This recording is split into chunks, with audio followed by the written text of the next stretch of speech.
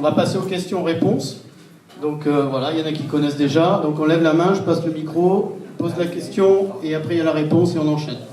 Et on évite de s'interpeller, s'il vous plaît, on essaye de rester focus. Il faut mettre le micro vraiment très près, ils entendent. Oui, alors moi, je me levais quand même. Un petit reproche au niveau de la com sur votre combat. Je pense que, bon, vous avez élevé le débat au niveau de Lourdes, mais je pense qu'il est resté à votre niveau, et au niveau des communes desservies par cette rivière, mais il n'y a pas d'information, alors que ces communes de Bègles, Gradignan, Villeneuve-d'Ornon vont être concernées par ce rejet des eaux. Et bon, c'est un reproche, c'est facile de faire des reproches, mais bon, je tiens à le faire quand même, parce que bon, ça peut faire avancer les choses, qu'en mobilisant toutes ces communes qui sont traversées par l'eau Bourde, je pense que, bon, mais dans le contexte politique qui est actuellement, et au vu des prochaines élections municipales, je pense que ça peut faire bouger les choses plus qu'en restant au niveau local et le combat PLU que vous avez actuellement. Je pense qu'il faut mobiliser, vous avez dit que, bon, effectivement, les citoyens aux alentours d'être mobilisés, mais je pense qu'il faut mobiliser aussi les communes qui sont quand même en rapport avec l'eau Bourde. Parce qu'elles aussi, elles ont une faune, il y a une vie tout autour, et je pense que Gradignan, Bègles, qui a effectivement un parcours forestier à ce niveau-là, va être concerné. Bon, mais il y a quand même pas mal de faunes qui vont être impliquées dans ce...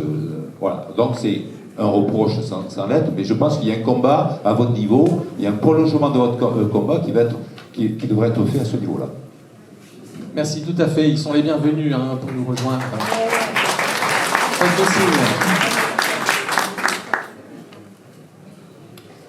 Alors moi j'avais une question, peut-être que vous l'avez dit, mais j'ai peut-être pas bien écouté. Le recours, est-ce qu'il empêche, il arrête les travaux ou pas? Non, il n'arrête pas les travaux. Donc, où en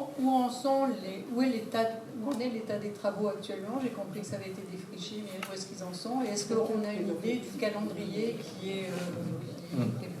Alors, le défrichement a été fait avant même le dépôt du permis de construire, la signature du permis de construire. Ça, donc, l'autorisation de défrichement, ça remonte à 2022, et donc on n'était pas du tout ici au courant de ce projet, et on n'a pas vu passer... Bon, on n'avait jamais dit que la zone n'était pas constructible. Il y a quand même eu une demande d'autorisation de défrichement qui a été obtenue du préfet. Le préfet a signé l'autorisation, donc ça veut dire avec compensation pour la partie de la forêt qui était... Donc, et après, nous, on a attaqué les promoteurs parce qu'ils disaient qu'ils n'avaient pas déboisé.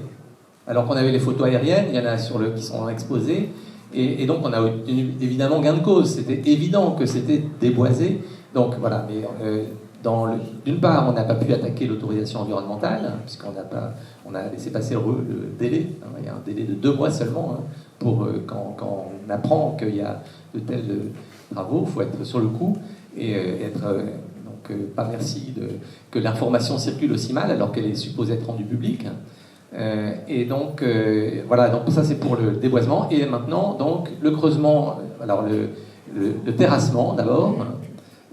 Et ensuite le creusement du petit bassin. Vous avez vu qu'il y avait 2 bassins, un petit, un plus grand. Donc c'est le petit bassin, ça semble déjà immense, qui a été creusé. Vous avez peut-être vu sur les photos sur le sud-ouest ou je sais pas. Donc voilà, c'est le permis, le recours contre le permis n'est pas suspensif malheureusement. Mais il faudra qu'il répare effectivement quand on aura gagné ce combat. Voilà.